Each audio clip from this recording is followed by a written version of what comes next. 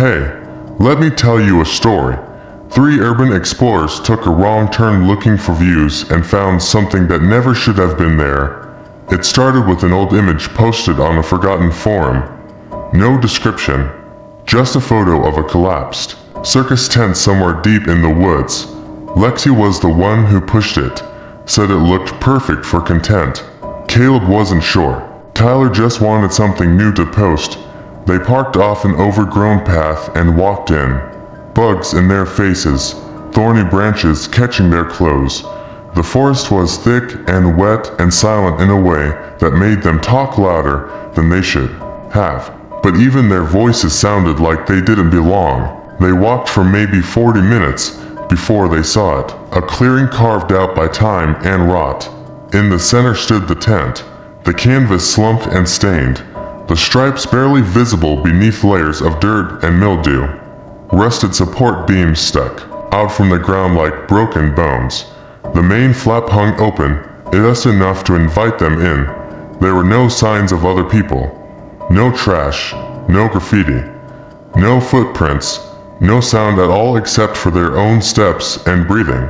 That should have been the first clue. They didn't think, they just stepped in, ducking under the flap one by one.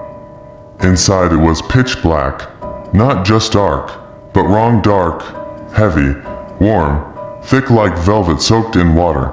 Lexi clicked on her flashlight and it barely pushed forward. The beam was thin and shaky in her hand, already starting to tremble. They moved in together, slow at first, then slower.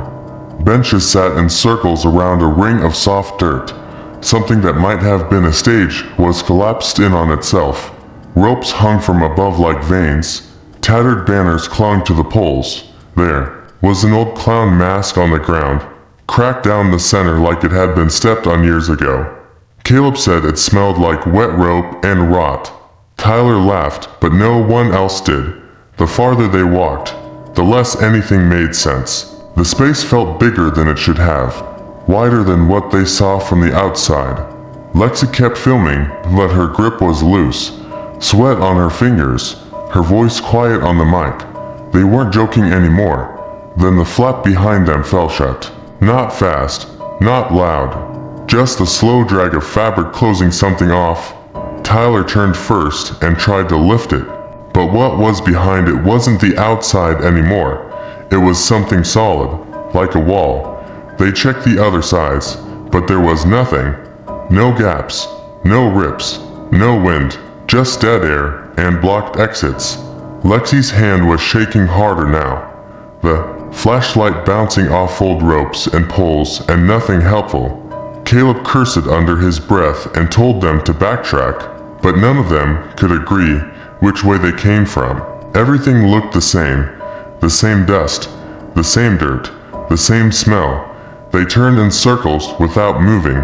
Then from somewhere deep inside the tent came the sound of slow clapping.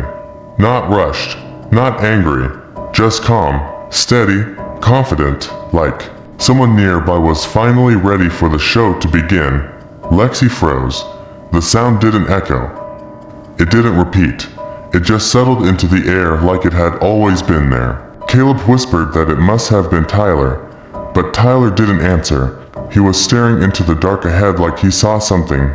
Lexi moved closer to him, her hands still shaking, the flashlight flickering not because the battery was dying, but because she couldn't hold it steady anymore. She whispered his name and he finally looked at her, said nothing, just nodded once and turned to keep moving. They stayed close, shoulder to shoulder now, breathing loud, boots sinking into damp sawdust. Everything around them was silent again, but that silence felt thinner than before, like something was pressing against it from the other side, waiting to break through. Lexi tried to speak, but her throat felt tight. Her voice got caught somewhere between fear and denial. Caleb moved ahead of them, trying to act like he wasn't afraid, but his steps were wrong. Too quick, too loud. They told him to slow down, but he didn't. He was already disappearing between rows of old benches and ropes that looked like they hadn't moved in years. Then he stopped, just out of reach, turned to say something. but whatever it was never came out. His head snapped toward the left, toward something none of them could see. And then he ran, not toward them, but sideways, blindly, into the dark. Lexi screamed his name and followed without thinking. Tyler. Behind her, they ran between broken props and rusted metal stands, calling for him, but he was gone. No footsteps, no answer, just the soft sound of something brushing canvas somewhere nearby. Lexi tripped, fell hard, her flashlight slid across the ground and spun out of reach. She crawled to it, grabbed it with wet hands and shined it toward the last place she saw Caleb. But there was nothing, just rope swaying slightly, and that smell again, stronger now, closer. Tyler helped her up but didn't say anything. He just looked past her, eyes wide like he didn't want to blink. Lexi turned slowly, expecting to see Caleb standing there, laughing, saying it was all a joke. But it wasn't him. They didn't see anyone. Not a figure, not a face. But the air had changed. Thicker, hotter, more real somehow. And then they heard it again. Not clapping this time, just slow footsteps, moving through the dirt behind the ring. Steady, careful, each one louder than the last. Lexi aimed the flashlight, but there was nothing to catch. Tyler told her to move, to go, to find a way out now. They turned back the way they thought they came, but everything was twisted. The benches didn't line up anymore. The stage wasn't where it had been. The walls of the tent pressed closer, like the whole thing had started breathing. Lexi held the flashlight tighter, her grip slick with sweat. They ran without speaking, only the sound of Tyler's boots in front of her and her own heartbeat pounding in her ears. Behind them the footsteps grew faster, and from somewhere to the side came a voice they didn't recognize. Soft, cheerful, like someone welcoming them to the show. Lexi didn't look back. She just followed the sound of Tyler's steps ahead of her. The flashlight beam shook so hard it might as well have been useless. Light bounced off ropes, dust, patches of the old floor that looked like dried skin. They didn't speak. There was nothing to say. Everything had already gone too far. The shape of the tent didn't make sense anymore. It twisted without turning. The path behind them vanished in seconds. What looked like exits led to canvas walls or broken structures piled too high to climb. Lexi yelled for Caleb again, but the echo died instantly, like the air refused to carry it. Tyler stopped in front of her so suddenly she nearly slammed into him. She asked what he saw, but he didn't answer. He was staring straight ahead, breathing fast, hand clenched in a fist. Then he turned, slow and quiet, and said he thought he saw movement behind the benches to their right. Lexi pointed the light, but the space was empty. Only dust floating, only ropes swinging without a breeze. Tyler stepped forward, slow and stiff, trying to see around the seats. Lexi stayed close, but not too close, every nerve in her spine telling her to run, but she didn't. She waited, the air thick enough to choke on, and then something shifted. Something subtle, not a sound, not a shape, just a change in pressure, like the moment before lightning hits. Tyler froze, his jaw tensed, his eyes fixed on something Lexi couldn't see. She whispered his name. Once, then again, but he didn't move.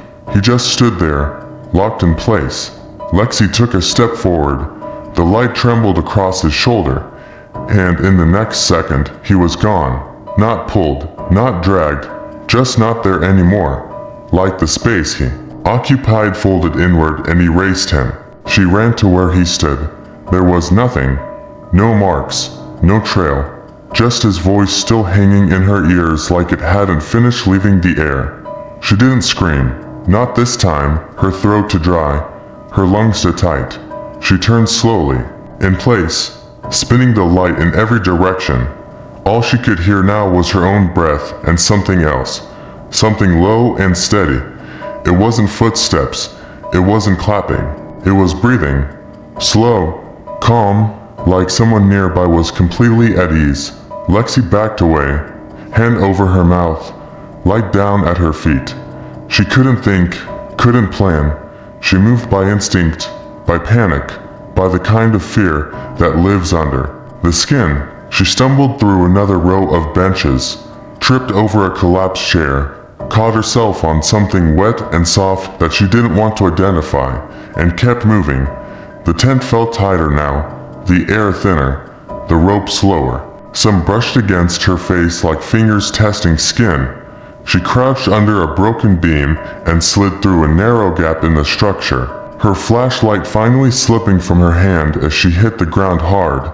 It rolled out of reach, landed somewhere she couldn't see. She reached for it in the dark, but something shifted nearby. A creak, a step, a presence that didn't speak, didn't run, didn't need to. It was close enough for her to feel its breath against the back of her neck. But she didn't turn. She held her breath and waited. Lexi didn't move, didn't blink, didn't breathe. The air behind her was too warm, too close, like something leaning in, but refusing to speak. She felt it wait, just wait, not touching her, not hurting her, just existing where no one else should be. Her fingers pressed into the dirt beneath her knees. Cold, damp, soft in a way that made her think of graveyards. The sound of breathing behind her finally faded. Slow, like it turned and walked away. She waited 10 more seconds, then 10 more, then pushed herself up without thinking, without looking, without light. She moved forward on hands and knees, dragging herself between splintered beams and broken supports, the space narrowing with every inch, like the tent didn't want to let her go. Canvas brushed her back, ropes caught in her hair. One metal rod scraped across her shoulder hard enough to draw blood, but she didn't stop, not for pain, not for anything. She kept crawling until her hand found something different, colder, harder, concrete. Her heart jumped. She pressed her fingers along the surface and found a gap, a break in the wall, just wide enough to slip through. She didn't question it, didn't think. She forced herself into the opening, tore the sleeve of her jacket on rusted bolts, pushed past cables and wire and wood. Something sharp tore into her leg. Warm blood soaked through her jeans. She kept going, mouth shut, eyes wide, lungs burning, until the gap widened and opened into something new. Not freedom, not safety, just more dark, but it was a different dark, colder, moving, real. She was under the structure now, in the foundation, the guts of the tent. Pipes ran along the walls, old insulation hung like skin. She could hear something dripping in the distance. Slow, rhythmic, she stood up, hunched low, staggered forward until she saw it, a broken vent at the far side. Light through it, moonlight, just barely, just enough. She moved faster now, limping, climbing over debris and twisted beams. Reached the grate and kicked it once, twice, 3 times. It gave way with a heavy snap and she fell through, out, into grass, wet, tall, sharp against her skin, but real. The night air hit her face and she didn't stop. She ran. She didn't look back, didn't stop to breathe, didn't stop to scream. She just ran, the flashlight gone, the others gone, the camera still strapped to her chest, still recording. Her feet thudded against the ground like war drums in her ears. The trees blurred around her. The forest seemed endless, but she didn't care. She just needed to move, to get as far as possible from the place where people go to vanish. Eventually she dropped to her knees somewhere in the woods, not because she was safe, but because her body had nothing left. She stayed there in the dark, shaking, her face buried in her hands, her thoughts broken, her breath shallow. The camera still recording. She never found the road, never called the police, never spoke to anyone about what happened, but she got out. She got out and the story ends there.